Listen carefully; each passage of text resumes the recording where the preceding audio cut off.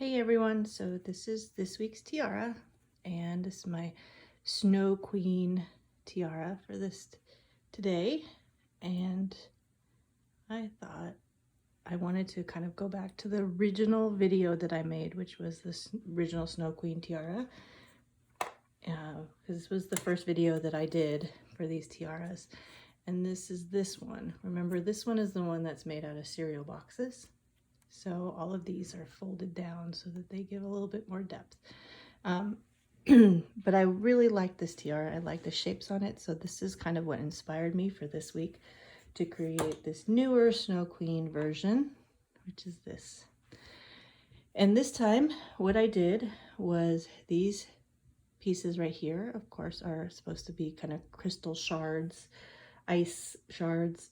And they are made out of a Lexan sheet, like this acrylic sheet that I got. That is, I could cut with a pair of scissors. I think it was 132-inch thick clear sheet.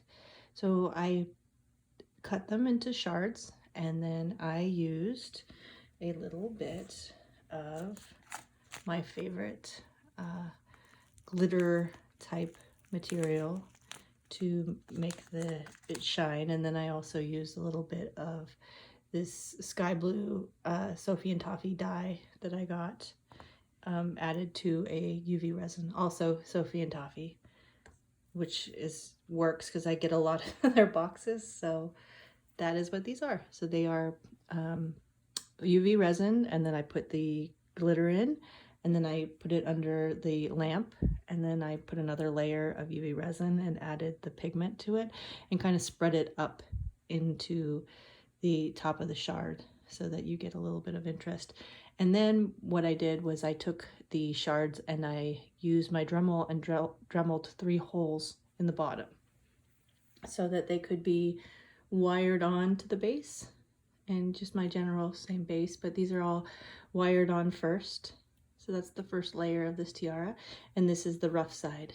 I also sanded a little bit just to give it a little bit more of a frosted look around the edges, because I thought it would add a little bit more detail, because of course ice shards are a little bit opaque in some spots. So this is how I got that detail on there.